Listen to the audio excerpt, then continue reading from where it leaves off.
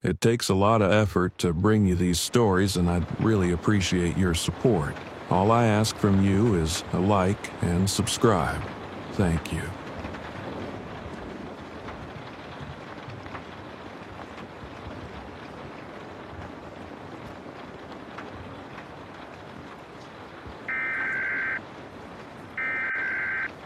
I don't know if anyone's listening. I don't even know why I'm doing this. Maybe I just need to hear something other than my own breathing, or maybe I've been underground too long. The emergency transmitter has been sitting in the corner of this room for months. I found it in an old employee locker, buried under dust and useless paperwork. Couldn't tell you why I picked it up, why I bothered prying off the back panel and digging through my supplies for wires and batteries. It's not like I expected to hear anything. The world ended. Who the hell would still be broadcasting? But I kept it anyway. Carried it with me. Left it on a shelf, untouched, while the days blurred into weeks, into months. Today, I turned it on. And now, I'm talking into it, half expecting nothing but static to answer me back. Maybe I've lost it. Maybe I was always going to end up like this, just another ghost rattling around in the dark, talking to no one. But if someone is out there, if anyone's still breathing on the other side of this frequency, I guess I should start from the beginning. My name is Clyde, and I used to be an urban planner. Worked for the city, spent years buried in blueprints, mapping out roads, subway lines, infrastructure. Trying to make things run a little smoother. I knew every shortcut, every hidden maintenance tunnel, every forgotten passage. Thought that knowledge made me important. Turns out, it just made me a rat in a maze when the world went dark. Back then, everything felt permanent. The morning commute, the 9-to-5 grind, the weekend grocery runs. People worried about traffic, taxes, deadlines. No one thought about the end of the world. No one really believed in it, not the way you do when you see the dead tearing people apart in the streets. It all happened fast. One day, the news was full of warnings. The next, there was no news. At first, people didn't understand what they were seeing. Reports of violent attacks, emergency broadcasts telling everyone to stay inside. Then, the power grid started failing. Grocery stores emptied overnight. Hospitals overflowed. People still thought it was temporary, that someone would step in and fix it. I remember looking out my window one night and realizing how wrong we were. The skyline wasn't the same. Fires burned where buildings should have been. Sirens had stopped wailing. The city wasn't sleeping, it was dying. I stayed in my apartment as long as I could, rationing food, hoping things would stabilize. They didn't. At first, I thought the worst of it would pass. Power outages, riots, military lockdowns. None of it felt real yet. The news kept saying help was coming, that the government had protocols in place. But then the broadcast stopped. The screens went black. The sirens outside faded, and the city fell silent. Not the kind of silence that comes in the dead of night. The kind that means something is wrong. I told myself to wait, that if I could just hold out long enough, someone would take control of the situation. But the streets emptied of the living. Only the dead remained, wandering and hunting. The first time I saw them up close, I knew there was no coming back from this. I was watching from my window. A man was running, fast, but not fast enough. One of them tackled him to the pavement, pinned him down. He screamed for help, clawed at the asphalt, kicked wildly. didn't matter. The thing on top of him was stronger, heavier, didn't stop. The way it tore into him, there was nothing human about it. No hesitation, no instinct to kill quickly, just tearing, chewing, feeding, and when more of them came, there was nothing left of him but red. I stopped looking after that, kept my curtains drawn, stayed away from the windows. But the sounds never went away. The dragging of feet on pavement, the distant wails echoing between buildings. I tried to pretend they weren't there. I lasted longer than most.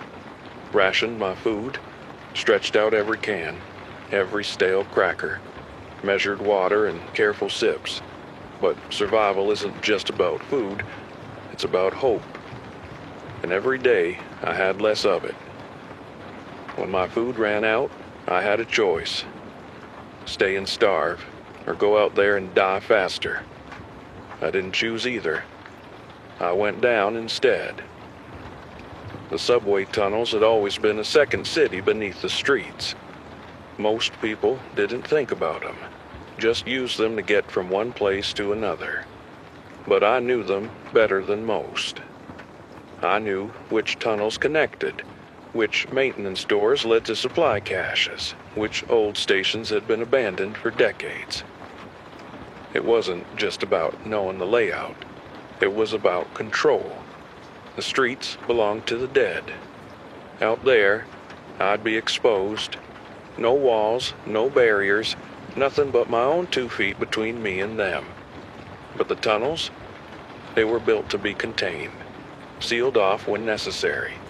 If I needed to, I could lock myself away, cut off every entrance, and disappear. That's where I am. The first few weeks were about survival. Finding food, securing shelter, figuring out how to avoid the infected that sometimes wander down from the surface. It isn't completely safe, but was safer than being topside. No open streets, no windows for things to crawl through, just concrete and steel. Down here, time doesn't work the way it used to. No sunrises, no sunsets, just darkness stretching forever. I sleep when I'm tired, eat when I can, walk when I need to scavenge. I set up in an old maintenance room, locked doors, one way in, one way out. Supplies scavenged from vending machines and storage closets. It's been so long since I've seen another person. I don't even know how many months anymore. It's most been just me, the dark, and the sound of my own breathing. That's why I now talk into the void. Maybe it's to keep myself sane. Maybe it's in case someone somewhere is still listening. Or maybe it's because lately, something's been different. I'm not talking about the biters, it's something else. I keep hearing things. Not just the usual tunnel echoes, not the distant shuffling of the infected that get lost down here. Something else. A sound I can't quite place. Wet and thick, like something churning, something stirring through the dark. Slow and heavy. Maybe it's just my mind playing tricks. Maybe I've been alone too long. Or maybe I'm not alone down here after all. That's all for today. I think I've talked enough, maybe too much. I'll be back soon if nothing goes wrong. I don't know if anyone's listening, but talking helps, even if it's just me speaking into the dark. For now, I need to get some rest.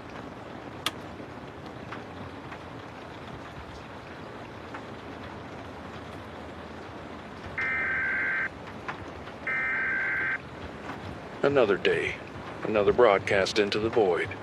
Maybe someone's out there, maybe not, but talking helps. Gives me something to hold on to. Not much to report from last night, just the usual. Checking supplies, keeping my head down, trying to rest. Didn't do much sleeping, but that's nothing new. I've been thinking a lot today, about the past, about everything I took for granted. I didn't appreciate what I had until it was gone. The simple things, walking through a crowded street, hearing the distant hum of conversation, sitting in a cafe with strangers. I never realized how much life surrounded me at all times, how much warmth there was in the noise, in the presence of people, even ones I didn't know. Back then, I barely noticed. Too caught up in the daily grind, too busy thinking about what came next. If a train was late, if my coffee order was wrong, if some guy on the sidewalk walked too slow, it felt like an inconvenience, an annoyance. But those were the problems of a world that worked, a world where life still had structure. There was a time when I thought I had everything figured out. My job, my routines, my place in the city. I knew which coffee shops opened early, which subway stations were always packed, which streets to avoid if you were in a rush, and I was in the habit of complaining about every little thing. Traffic, delayed trains, a coworker that chewed too loud, the kind of things that seem laughable now. If I could go back, tell my past self to shut up, and enjoy the simple luxury of waiting in line for coffee, I would.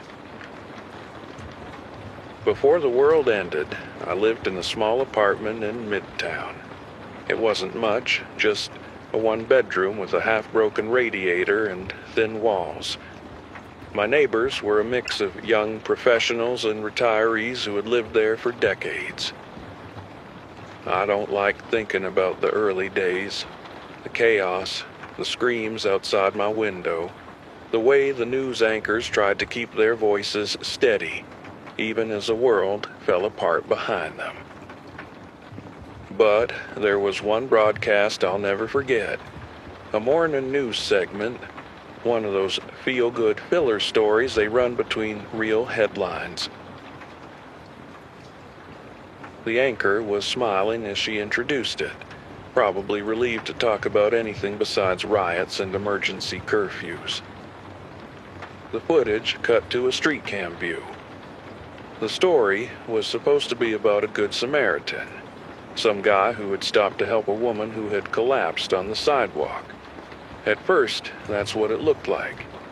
He knelt beside her, hands on her shoulders, like he was checking if she was okay. Pedestrians hurried past, barely noticing. Then she moved, jerked, like a puppet with the strings yanked too hard, and she latched on to him. The news station tried to cut away, but not before I saw his body spasm as she bit into his neck. The anchor's face was pale when they came back on screen. Someone off camera was saying something to her, maybe telling her to move on to the next story. She didn't. She just sat there, frozen, her eyes flicking towards the teleprompter like she was waiting for someone to tell her what to say. That was when I understood just how far things had already fallen.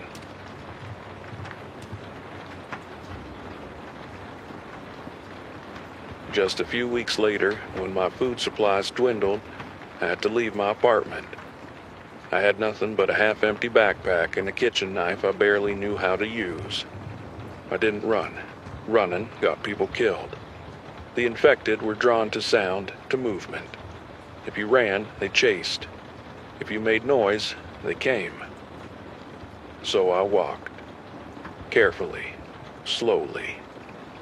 The front doors had been barricaded at some point, tables, chairs, even a vending machine shoved against the glass.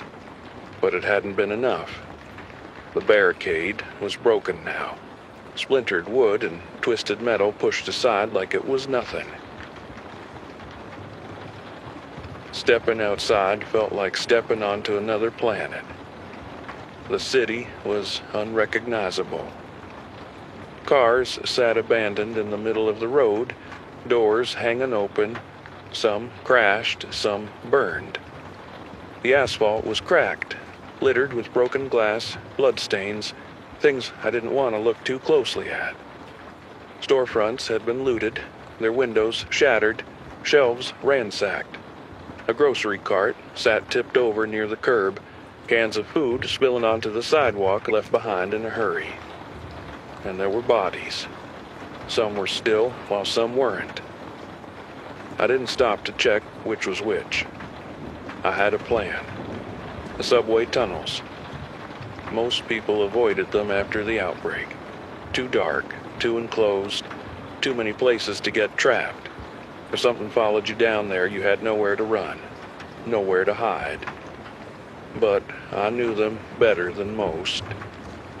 I knew which lines had maintenance access, which tunnels led to forgotten service corridors, which stations had been locked up and abandoned years ago. I knew how to move unseen, where to slip through emergency doors that most people never even noticed. That knowledge kept me alive. Getting there was the hard part. The subway entrance was just a few blocks away, but every step felt like a risk. I kept to the sidewalk, ducking behind cars, watching the shadows stretch long across the pavement. Every distant sound made my pulse spike. Metal creaking, glass shifting under the wind, the low, wet noise of something feeding. The entrance had once been cordoned off, bright yellow tape, warning signs, a desperate attempt to keep people out. It was torn down now, trampled into the grime-covered steps leading underground. The first time I went down here, it was overwhelming. The air was thick, damp, filled with the scent of rust and decay. The emergency lights were long dead, leaving only darkness. My footsteps echoed, too loud, bouncing off the walls in strange, uneven patterns. For a moment, I thought about turning back.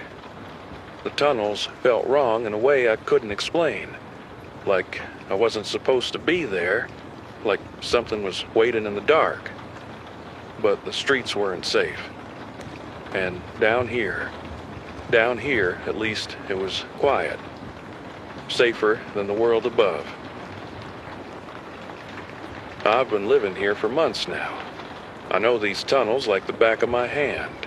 The twists and turns, the maintenance routes, and even the places where the ceiling drips like it's always raining underground. I only go to the surface when I have no other choice. When I'm desperate for something I can't find down here. Medicine, batteries, or food when my supplies run low. Each trip is a risk, a gamble with my life, but I plan them carefully, in and out, fast, quiet, unseen.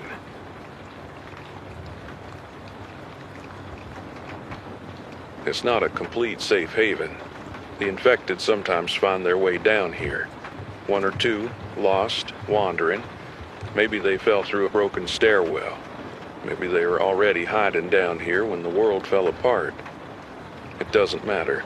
Lately, I've been encountering fewer of them down here in the tunnels, and I count that as a blessing.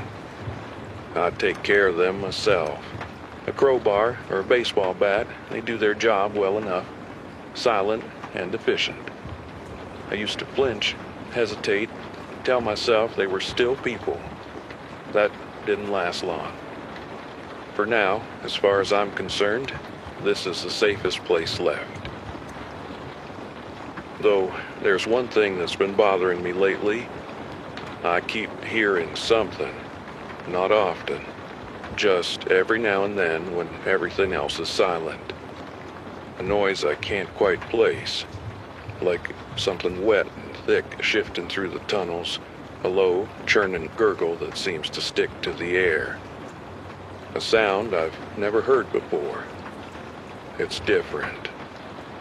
Maybe it's just the rain seeping through the old tunnels, water moving through rusted pipes, echoing strangely in the dark.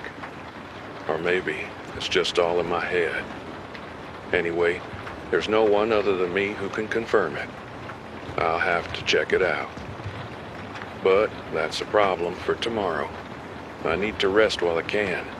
Sleep never lasts long down here, but it's enough to keep me going. I'll talk again soon.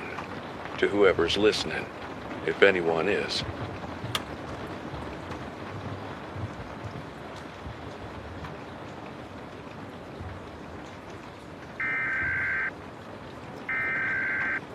Didn't sleep much. Nothing new there. Figured I'd turn this thing on again. Keep talking. Maybe it helps. Maybe it doesn't. I was thinking last night about the last time I spoke to a real, living, breathing person. Not just their voice on a recording, not just a memory. An actual person, standing right in front of me. It's been months. Feels longer. I met them during the supply run. Had to go topside for medical gear, painkillers, antibiotics, anything useful. The city was worse than I remembered. More rot, more bones, more of them. I was picking through what was left of a pharmacy when I heard voices, whispered. Careful. Not the guttural moans of the infected, not the frantic, panicked breaths of someone running for their life. I wasn't alone. They saw me first, stepped out of cover with weapons half raised, eyes hollow from exhaustion, suspicion. A group of 5. 2 men, 2 women, a kid who couldn't have been older than 10. None of us spoke at first, just stood there, watching, waiting to see who would flinch. Then one of the men lowered his gun. The others followed. We shared supplies, stories, only stayed together for an hour, maybe 2, long enough to know we weren't a threat to each other. They had been holed up in an apartment building, reinforced doors, covered windows, food stockpiled for months. They thought they were safe, thought they could wait it out. Until the infected learned. One day, the dead started hitting the door.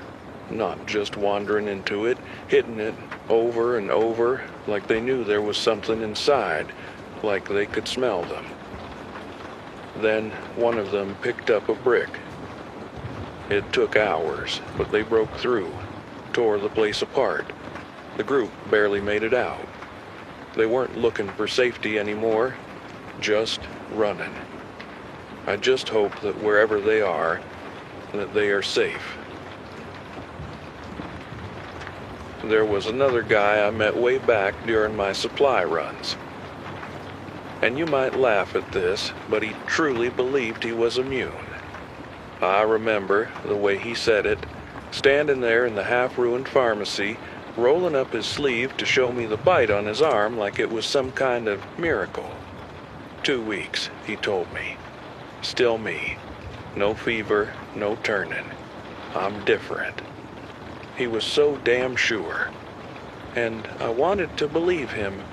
Maybe not because I thought he was right, but because if he was, then maybe there was hope. Maybe this thing wasn't a death sentence. Maybe there was a future where we weren't just waiting to die. I told him where I was staying. Told him about the tunnels, the maintenance rooms, the safe places beneath the city where the dead hadn't overrun yet. And he came with me. His name was Eric. Mid-30s, scruffy beard, used to work in construction before all this.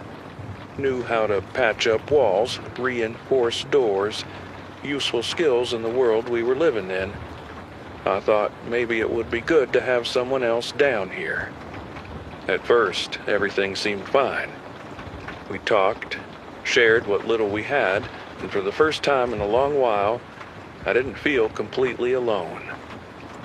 But then, on the 3rd night, his body started burning up. He tried to hide it, brushed off the sweat, the glassy eyes, the shaking hands, said he was fine, said it was nothing. I wanted to believe him. But I've seen it happen before. The way it starts small, just a little heat behind the eyes, a little dizziness. Then comes the confusion, the exhaustion, then the hunger, the kind that twists inside a person. By the 4th day, he could barely stand. By the 5th, he wasn't Eric anymore. I had to do it. My first time. Someone who wasn't just a nameless corpse in the street, not a stranger I could turn my back on and walk away from. I had to do it, and I had to do it alone. I told myself he was already gone, that I wasn't ending him, just what was left, that if it had been me, I'd want someone to do the same. But it didn't make it easier. It didn't make the silence afterward any quieter. It didn't make me feel any less alone. I stopped hoping, stopped believing, but I wish I hadn't, even with the risk, because now it's just me. Me, the darkness, and the silence. The only thing piercing the silence today was that same noise. It was louder today. I tried to ignore it at first, pretend I was imagining things, but I wasn't. It was real, and worse than before. A slow, wet, churning noise deep in the tunnels. For all the months I've been down here, I've never heard anything like it. I sat in my shelter, telling myself not to go looking for it. Curiosity got people killed. But the thing is, not knowing is worse. So I went. I grabbed my flashlight, my bat, and stepped out into the tunnels. The second I did, I felt it. That heavy, suffocating silence. My own breathing sounded too loud, my footsteps even louder. The tunnels have a way of distorting sound. They play tricks on you. 1 second, a noise is coming from behind you. The next, it's up ahead. I moved carefully, pausing at every intersection, listening. It was still there. I crept forward, my flashlight off. No need to give myself away if something or someone was down here. As I got closer, something felt wrong. The air was thick, stale, the kind of quiet that seeps into your bones. My heart pounded in my ears, but I kept moving, step by step, deeper into the tunnels. Then there was nothing but silence. The sound was gone, just like that. I stood there, gripping my bat so tight my knuckles ached, listening. Nothing. No shuffle. No scrape. Just my own heartbeat hammering in my chest. And I sure as hell don't think I'm imagining things anymore. I waited for the sound to start again, for something, anything, to prove I wasn't losing my mind. But the tunnels swallowed everything. No churning sound, no breathing, no movement. I exhaled long and slow and turned back. Step by step, I made my way toward my shelter. My grip on the bat never loosened. I kept glancing over my shoulder, expecting to see something lurking in the dark, but there was nothing. Nothing but silence. By the time I reached my shelter, my nerves were frayed, my muscles stiff with tension. I shut the door behind me, bolted it, and pressed my back against the cold metal. I forced myself to take slow breaths, to shake off the fear clawing at my chest. Maybe I was wrong. Maybe there was no noise at all. Maybe, after all these months alone, I'm starting to lose it. It wouldn't be the first time I thought I heard something that wasn't there. The mind plays tricks when there's no one to ground you, no voices, no human touch. Just the endless dark and the hum of your own thoughts. After that, I just rested and tried not to think about it. If the noise was real, it would come back. If it wasn't, well, then I had a much bigger problem. For now, I'll leave it at that. If anyone's out there, stay safe.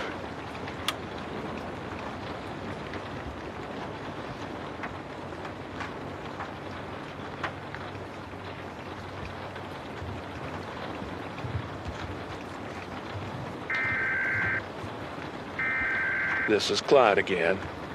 Another day, I think. I didn't sleep much last night. Just laid there, staring at the ceiling, listening, thinking. Thinking about whether anyone's actually out there, whether I'm just talking to dead air. But if someone is listening, and if you're thinking about coming down here, you need to know what you're getting into. I've lived in these tunnels long enough to learn how to survive. Maybe it'll help you. Maybe it won't. Food comes first. You won't last long without it. The trick is knowing where to look. The maintenance tunnels are your best bet. Old storage rooms, vending machines, and forgotten break rooms, places the first wave of scavengers overlooked.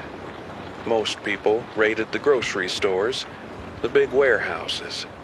But the little places, the ones tucked out of sight, they still have scraps. I don't take more than I need.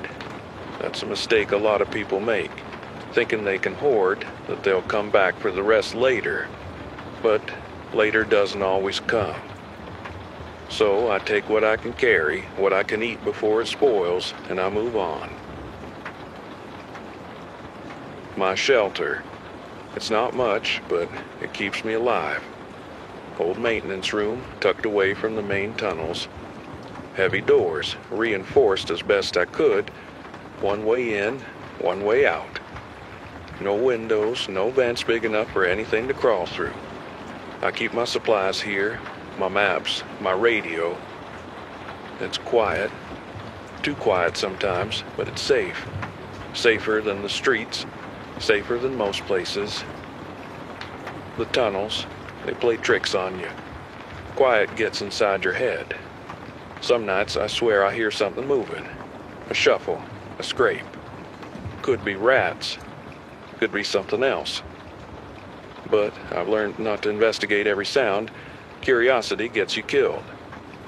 If you come down here, be ready. For the dark, for the silence. For the feeling that something's always just out of sight. Because sometimes it is. Of course, even down here, it's not completely foolproof. Like today, after a long time, I had some visitors. 2 biters came from one of the emergency stairwells. I thought I had that entrance blocked off, but it must have shifted. The city has been rotting for months. Concrete crumbling, doors rusting off their hinges. Guess something finally gave way. I found them when I ventured into a deeper section of the tunnels. I heard them before I saw them. That slow, wet shuffle. The kind of sound that makes your skin crawl. They weren't fast, but they didn't have to be. Down here in the dark, speed isn't always what gets you. It's persistence. I dealt with them, crowbar to the head. It's messy, but it works. The first one went down easy. The second one, not so much. Used to be a big guy, had some weight on him, took more swings than I liked. I hate getting that close. Hate the way they don't even react. No fear, no pain, just this mindless hunger. Like they don't even know they're already dead. I barricaded the stairwell again. It'll hold. For a while. I tell myself this place is safe. Safer than the surface. Safer than running. But every time something like this happens, I wonder how long that'll be true. Because if 2 biters made it down here today, maybe tomorrow, it'll be 3. Of course, I have an advantage over others. Not that there are many others left. My profession, former profession, helps. As an urban planner, I've spent years studying this city, mapping it out, knowing every street, every alley, every underground passageway. The subways, the maintenance tunnels, the storm drains, places most people never thought twice about. I also had a hobby, flying helicopters. I was part of a local flying club, renting them out whenever I could just to get a bird's eye view of the city, watching how everything fit together from above, how the streets wove into the skyline, how the bridges cut across the water. It was peaceful. Almost made the chaos of the streets feel small, insignificant. Now, that part of my life feels just as distant as the world before.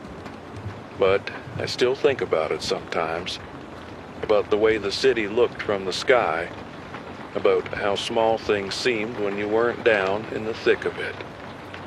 Now, I don't have that luxury. Now, I'm buried in the city's guts, clawing to stay ahead of what lurks in the dark, and that knowledge, the way the city is built, the places no one else would think to go, that's the only reason I'm still alive. It's funny. Back then, my job was about making the city more connected, more efficient. The right roads, the right transit lines, the right developments to keep everything moving, to make life easier. Ironic, isn't it? All that work, all that effort. Now, I'm the only one using it. The city didn't get more connected. It died. And I'm the only one left crawling through his corpse. I used to love this city. Every planner does, in their own way. You have to, or you wouldn't do the job. It's a kind of obsession. Staring at blueprints for hours, running models, thinking about how people move, where they live, where they work. But at the end of the day, it was always about people. Cities are made for them. Without them, it's just empty streets, dead lights, hollow buildings. I remember one project I worked on years ago, a small thing, really, a pedestrian bridge near the river. The city wanted to tear it down, said it was too old, too costly to maintain. But I fought for it. Not because it was a brilliant piece of architecture. Not because it was historic, but because I used to see this old man walk across it every morning, like clockwork. Same time, same pace, rain or shine. I didn't know him, never spoke to him, but I knew he used it. One day, I finally did some digging, found out he had walked that route for decades, first with his wife, then alone after she passed. That bridge wasn't just a walkway to him, it was something more. So I fought for it, argued with the board, pulled data, made my case, and we saved it. It felt like a victory at the time. I wonder if that old man made it. I doubt it. Even if he did, I don't think he'd recognize the city anymore. The places we fought for, the things we thought mattered, they don't exist now. And even if they did, who's left to walk them? Anyway, that's enough for tonight. Not sure why I went down that road. Guess I just needed to remember a time when this city was more than just ruins and shadows. When it was alive. But that was then. For now, I'll get some rest. Try at least. If anyone's out there, I'll talk to you again soon. Until then, stay safe.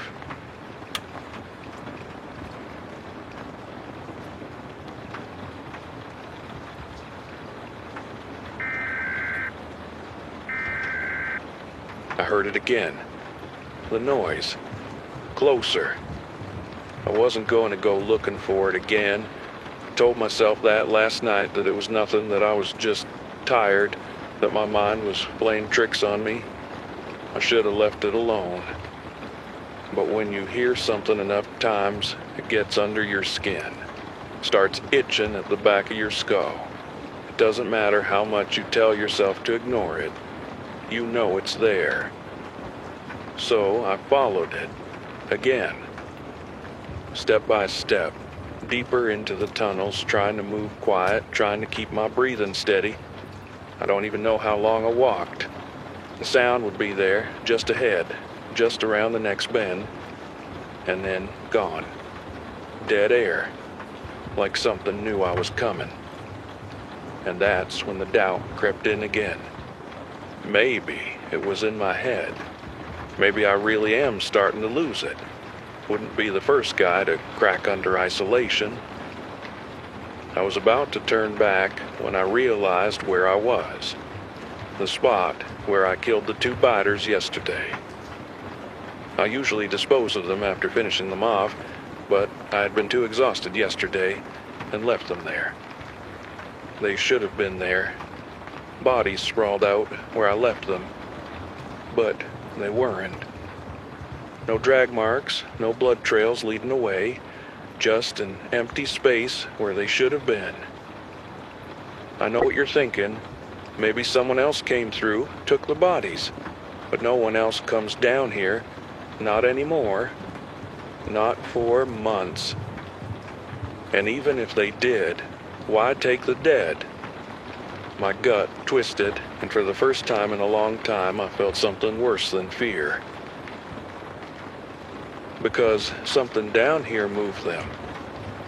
And it wasn't me. Where the hell did they go? Did I imagine it? That's the question that's been clawing at my mind ever since I got back. I keep telling myself that stress does things to people. The dark plays tricks on the eyes. The silence warps the mind. I've been alone down here for months. Maybe I just thought I saw what I saw. But that's not how it works, is it? You don't just imagine 2 dead bodies vanishing into thin air. Unless I was wrong about killing them in the first place. Unless I missed something. I've been playing it over in my head, trying to find a crack in my own memory. Maybe I didn't hit them hard enough. Maybe they got back up. An idea sends a shiver through me. But that's how it is with the biters, right? You think they're down, but unless you take out the brain, there's always a chance. Except no, I know they were dead. One had its skull practically caved in. The other's neck was twisted too far to be natural. I know what I saw. And I know they were still there when I walked away. So where the hell did they go? I hate that my brain is trying to find the safe answer, the logical one. Like maybe some other survivor came through and moved them. But that doesn't track. No one comes down here. No one should come down here. The whole reason I made this place my home was because it was forgotten. And even if someone did come through, why would they take the bodies and nothing else? The alternative is worse. That something else took them.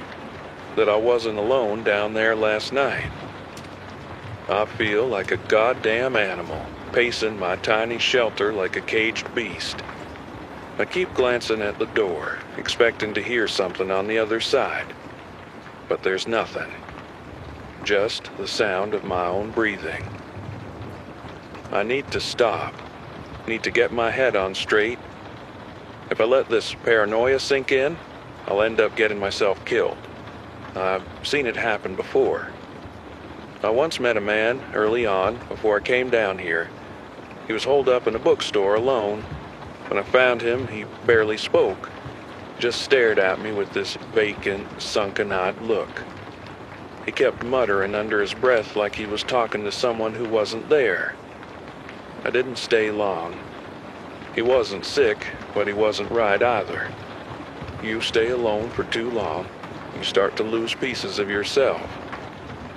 I need to do something to ground myself, something real.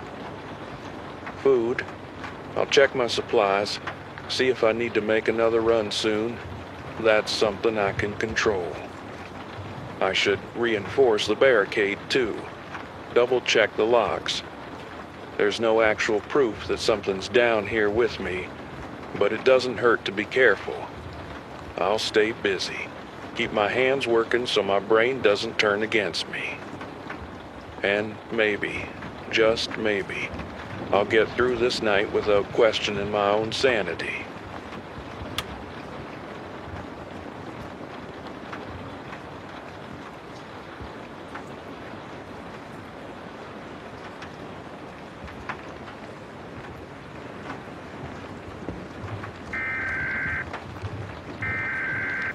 didn't mean to sleep the whole day, but I guess my body had other plans. I worked through the night, checking every lock, reinforcing the barricade, anything to keep my mind busy. But at some point, exhaustion won. I must have sat down just to rest my eyes, and next thing I knew, I was waking up to total darkness again. No sense of time, no sun to tell me how long I'd been out, but my body feels lighter, my head clearer. Maybe I needed that more than I realized. Still, there's no getting round it. My food supply is running low. I've been stretching what I have for as long as possible. Canned goods, ration bars, a few things I salvaged from vending machines when I first came down here. But nothing lasts forever. And if I'm being honest, I've been avoiding a run topside. Not just because it's dangerous, but because I don't want to see what's left. But tomorrow, I won't have a choice. Tonight, though, I'll let myself have one last moment of stillness. Maybe that's why I'm talking to you now. I feel better than I did yesterday. Still uneasy, but not on the edge of unraveling. A little rest can do that. I learned that early on. There was this guy I met once, in a parking garage of all places. I was raiding an old gas station, picking through whatever was left when I heard movement. I thought it was a biter at first, but no, it was him. He was holed up in an old sedan, bundled under layers of jackets and blankets like a damn hermit. When I knocked on the window, he nearly took my head off with a crowbar. After things calmed down, he told me a story. Said he'd been awake for 3 days straight, convinced that if he slept, something would get him. He looked half dead already, sunken eyes, shaking hands, paranoid out of his mind. I told him the same thing I tell myself now. Sleep doesn't make you weak. It keeps you human. He didn't believe me. The next time I passed through that area, the car was empty. Driver's side door hanging open. Blood smeared on the pavement. I don't know if the lack of sleep got him killed or if he just ran out of luck. Either way, I never saw him again. So, yeah, I guess I should be grateful I slept today, even if it cost me time. Tomorrow, I go topside.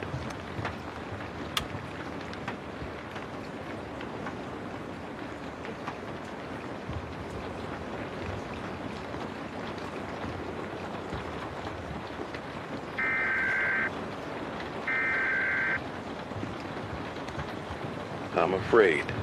Legitimately afraid. I don't scare easy. I've survived down here for months. I've scavenged, fought, built a life out of the ruins of the old one. I thought I had this place figured out. I thought I was safe.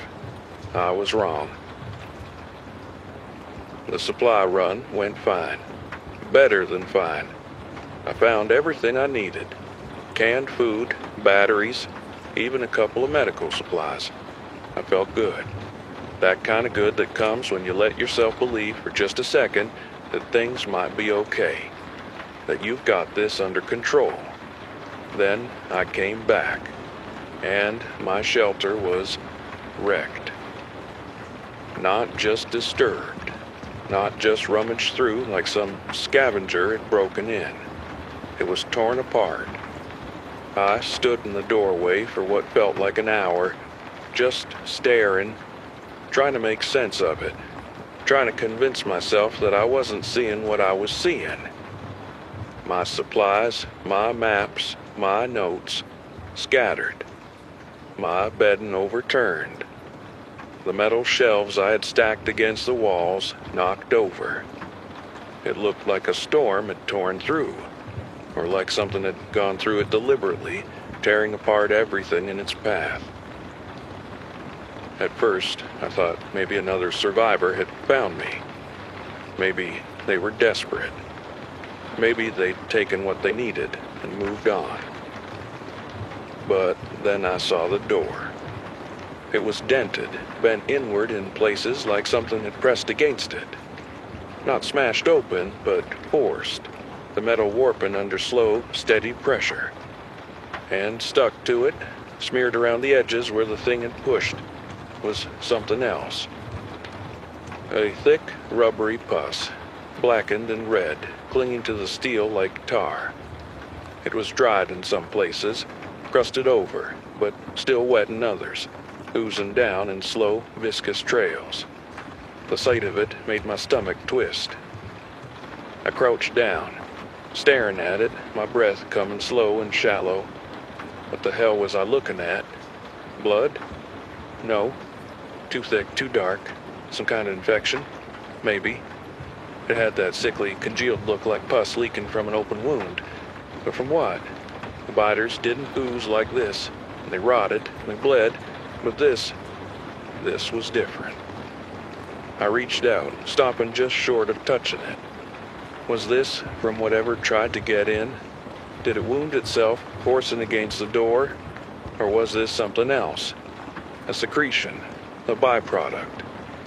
The thought sent a chill down my spine. I checked everything.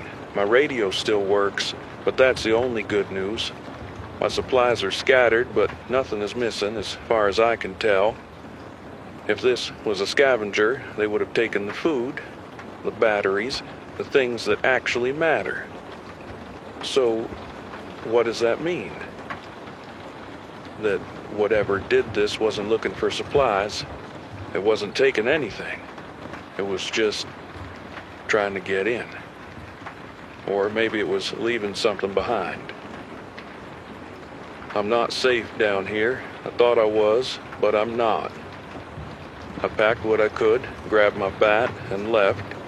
Found another maintenance room, smaller, more hidden, not as reinforced as my old place, but for now it'll do. For now, it's what I have. But this changes everything. I keep thinking back to the past few nights, to the noises. The way I told myself it was just my imagination, just the tunnels playing tricks on me. I was wrong. Something's down here with me. I should go back topside. I should leave before it finds me again. But I can't. Not yet. I saw the streets during my supply run, and they aren't empty. The dead haven't thinned out. If anything, they've grown. More of them, more organized.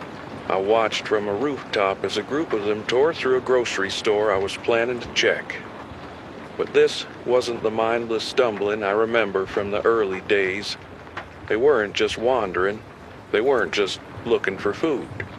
They were hunting, moving together, responding to sound, to movement, like a pack of animals that had learned a new way to stalk prey. Going back up there would be suicide. Down here, at least I have walls. I have places to hide. I know these tunnels better than anyone. And maybe, just maybe, I still have a chance to understand what's happening before it's too late. Because something is changing. I can feel it. The dead are different now. The ones topside. The ones down here. It's not just survival anymore. It's something else. Tomorrow, I have to figure this out. I have to find out what's been in my shelter.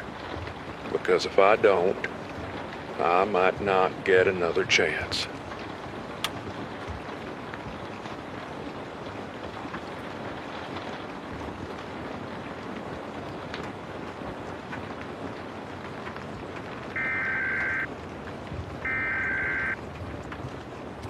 I barely slept last night.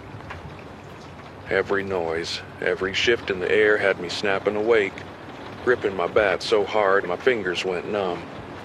I kept thinking about the dents in the door, about the streaks of that blackened pus smeared across the metal like someone, something, was searching for me.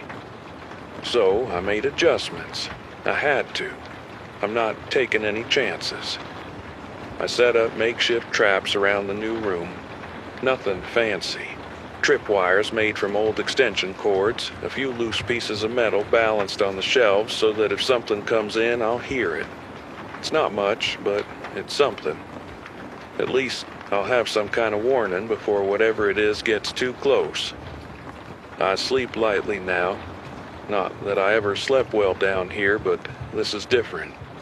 Every time my eyes shut, my mind plays tricks on me. I hear phantom noises. I imagine something creeping just beyond the edges of the darkness. I tell myself it's just paranoia, but I know better. I know something is watching. And it's not just fear. It's a feeling I haven't had in a long, long time. A kind of unease that crawls under your skin, that makes every second feel stretched too thin, like you're standing on the edge of something awful, and you know it's about to break. And it's not just fear. It's that kind of wrongness you can't shake. A slow, creeping dread that makes the air feel heavier, makes time stretch too thin, like you're standing in the quiet before a storm, knowing it's coming, but not knowing when it'll hit. The last time I felt this way was before the outbreak, before everything collapsed. It was the day my grandfather died. He raised me alone, a stubborn old man, hands calloused from decades of work, eyes sharp even when his body started to slow down.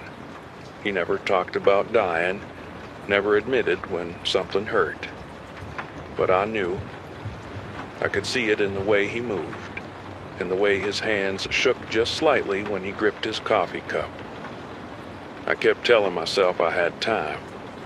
Maybe years, maybe less, but time. Then, one morning, I woke up and something felt off. The house was too still. The air was different, like the silence had weight. And before I even stepped out of my room, before I even saw him, somewhere deep in my gut, I knew. And that was the worst part. That moment before. When you know something's wrong, but you haven't seen it yet. Haven't confirmed it. When you still have that tiny fleeting hope that maybe you're wrong. I wasn't wrong. And now I feel it again. That same awful, sinking certainty. Something is here. I don't know what. I don't know how. But I need to figure it out before it's too late.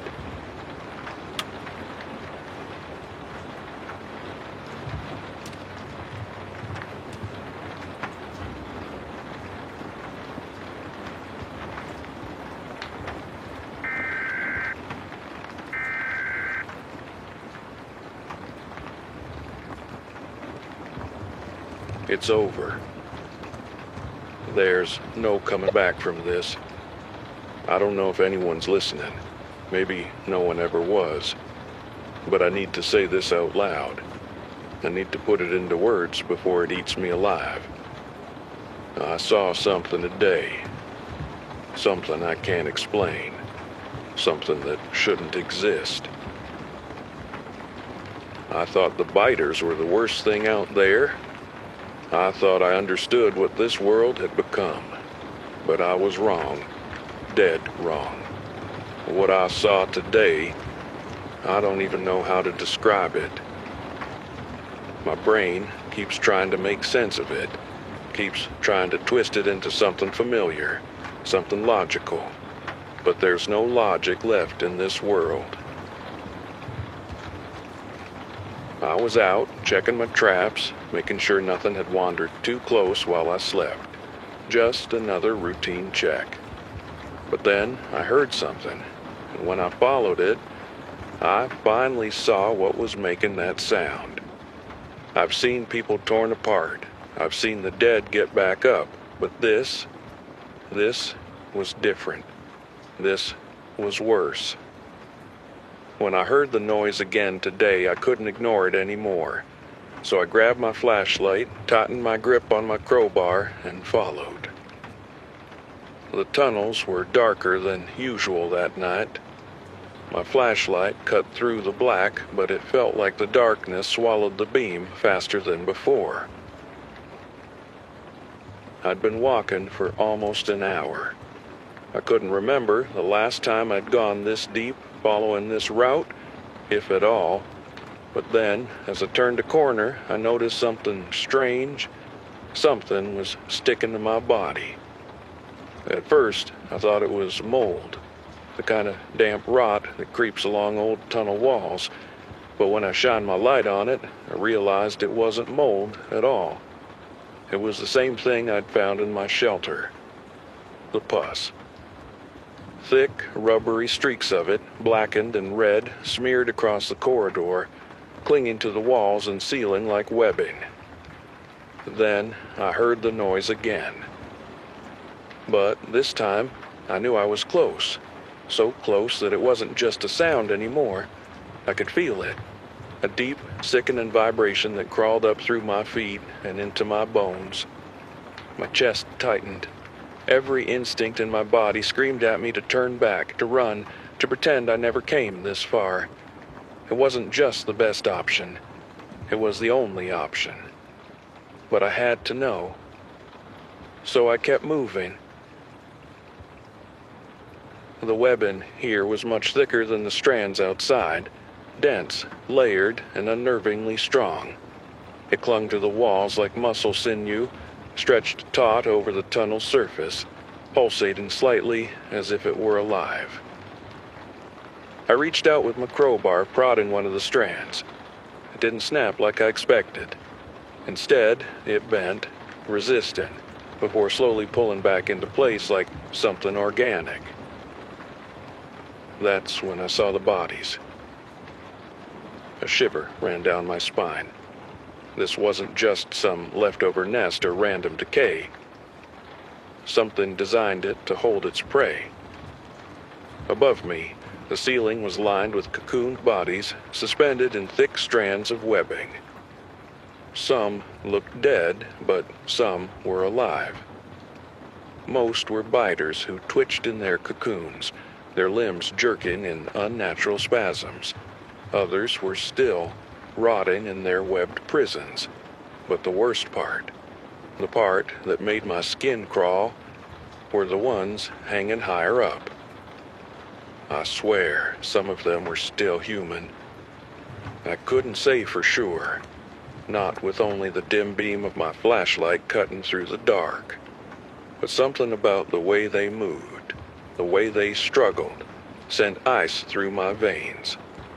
My breath hitched as my mind raced with one single unbearable thought. What kind of abomination could do this? I moved forward anyway, slow and careful. I crept through the tunnel, weaving through the hanging bodies, stepping over the congealed pools of blood beneath them. Then something shifted in the darkness ahead. A large, heaving mass. A shape, barely visible beyond the reach of my flashlight. I raised the beam, and then I saw it. A creature. Not a biter, not an animal. Something else. It was crouched low on all fours, its elongated limbs splayed outward, the joints bending at angles that shouldn't be possible. Its massive body was hunched, bulging grotesquely, like some horrific, hairless spider, its flesh stretched too tight over its grotesque frame. It skittered slightly when it moved, but it wasn't quick. It didn't have to be. Its skin was slick and rubbery, like that of a diseased amphibian, but broken in places where hardened, blackened flesh cracked along its limbs and back. The parts that weren't smooth were rough and plated, like scarred-over wounds or the hardened exoskeleton of an insect, but unfinished, incomplete. And its belly. God, its belly. Where its stomach should have been, there was a gaping, circular mouth lined with rows of jagged, uneven teeth. The surrounding flesh wasn't still. It writhed and pulsed, muscles tensing and stretching, like something inside was still being crushed and broken down. Below the mouth hung a swollen sack of bulging flesh, shifting as if something inside was struggling. From within came a deep, wet churning, thick and gurgling, the unmistakable sound of digestion in progress. But then the thing stiffened. Then its head lifted, and it turned to me. It had heard me. It knew I was there. My breath hitched. My heart slammed against my ribs. I was frozen. And for the first time in a long, long time, I felt trapped. The only thing I could do then was run. I didn't think. I didn't plan. My body just moved. The creature let out a deep, wet exhale behind me, a sound like air escaping a punctured lung.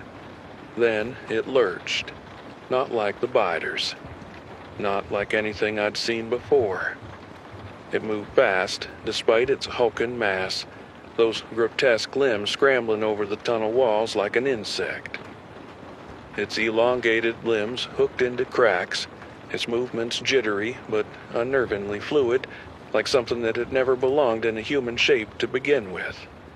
Its distended belly sagged and shifted, sloshing like a sack of rotten meat. I forced myself to move faster. I wasn't even sure where I was running. My mind was locked in a single primal thought: get away. The tunnels blurred past me. Sections I had memorized, places I had scouted and mapped. But now, in the chaos, they all felt foreign. The thick black and red webbing still clung to the walls, stretching in thick sheets across certain passages. I stumbled, barely catching myself as I ducked beneath a mass of it, the sticky fibers clinging to my clothes, slowing me down. Then I fell. I risked a glance over my shoulder, and Jesus Christ. The creature was tearing through the tunnel, climbing along the walls as easily as it moved along the floor. Its massive, bulbous form shifted and compressed, its grotesque limbs splaying outward like a spider scrambling after prey. It wasn't just chasing me. It was hunting me. I sucked in a breath, my lungs burning, my legs screamed. I could feel my stamina draining, the desperate need to stop creeping in. But I couldn't. I needed a plan. I needed an escape. And then I remembered. The last resort, a place I had avoided, locked away in the back of my mind because I never thought I'd have to use it. The floodgate chamber. It was a desperate, insane idea. But desperate, insane ideas were all I had left. The floodgate chamber wasn't far. I'd found it early on, during my first weeks down here, an old abandoned section of the tunnels where the maintenance teams used to control water flow. Most of it had been sealed off years ago, but the infrastructure remained. Rusted mechanisms, old steel beams, collapsing walls. I'd mapped it out, marked the weaknesses. If by any chance a horde of biters ever cornered me down here, I'd told myself this would be the place to make my last stand. I sprinted into a side tunnel, my boots skidding over loose gravel. The air grew damp, the scent of mildew thickened my nose. I pushed forward, my mind screaming for me to keep moving. The creature didn't slow. I could hear it behind me, the relentless sound of its limbs slamming into the walls, its grotesque body twisting unnaturally to fit through the tunnels. I hit the entrance of the floodgate chamber and dived through. The room was massive, a cavernous expanse of steel and concrete, long abandoned, forgotten. Rusted pipes snaked along the ceiling, dripping water into the stagnant pools below. The floodgates themselves were still intact, massive slabs of reinforced metal towering over me like the mouth of some mechanical beast. And above, precarious, ancient ruins. The creature lunged into the chamber behind me. I barely had time to react before it slammed onto the floor, its limbs splaying outward, stabilizing its grotesque form. The impact sent a wave of dust and debris into the air. It paused, sniffing the air, listening.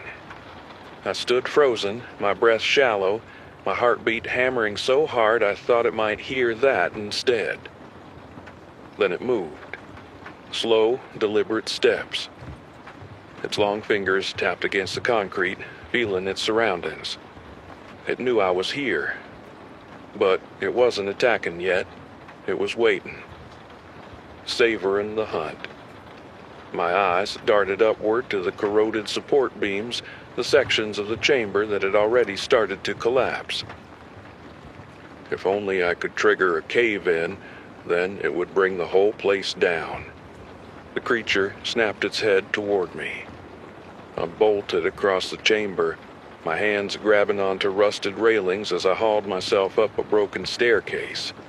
I needed to get to the controls. The old mechanisms were still in place, mostly useless after years of neglect. I needed to bring down just enough debris to trap that damned monster.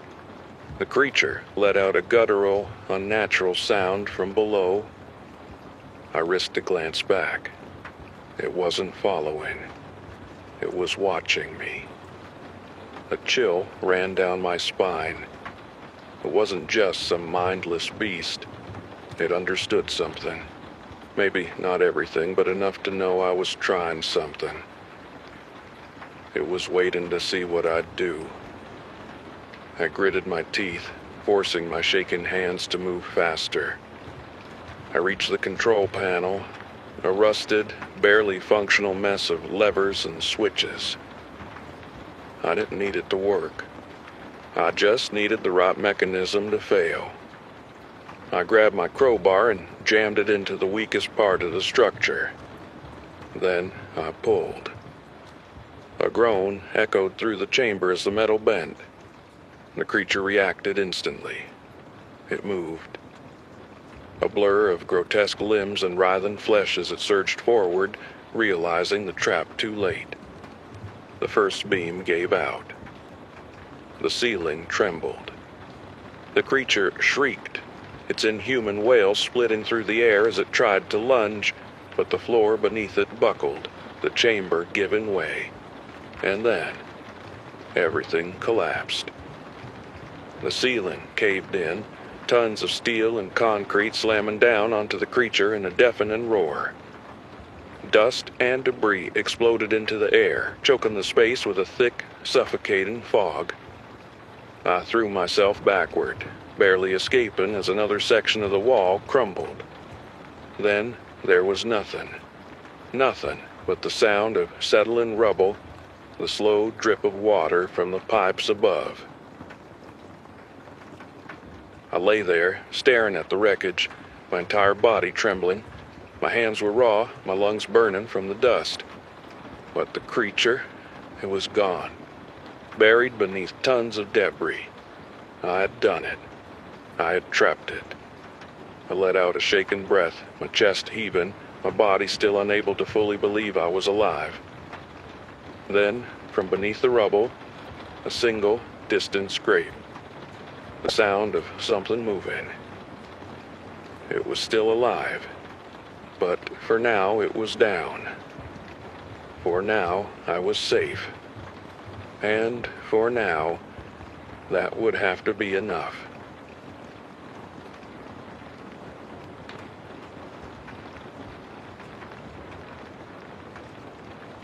I'm above ground now, where the air doesn't taste like rust and decay, where I can see the sky again. But this isn't a victory. This feels like the end. I thought I had found a way to survive, even in this world, but I haven't. I don't know what to do anymore. But I do know one thing. I have to leave this city. The city I helped build. The city I mapped, planned, shaped with my own hands. The city I loved. Not just because it was home, but because I understood it better than anyone. Every street, every alley, every tunnel beneath it. It was mine. But it's not a city anymore. Not when the streets are crawling with biters. Not when the tunnels are infested with something worse.